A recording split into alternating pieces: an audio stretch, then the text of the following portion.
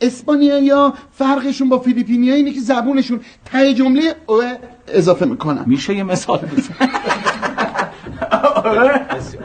فقط اسپانیایی‌ها آخر جملهشون یه او میگن.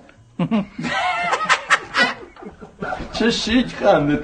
اسپانیایی و فیلیپینی جمله‌شون عین همه، فقط اسپانیایی‌ها آخر جملهشون یه او میگن. یه مثال بزنید. نمیتونم. ببین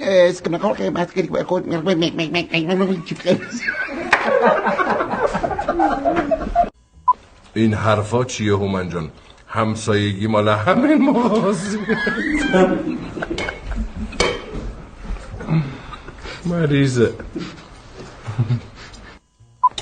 این حرفا چیه هومن جان؟ همسایگی مال همین موضوع دیگه.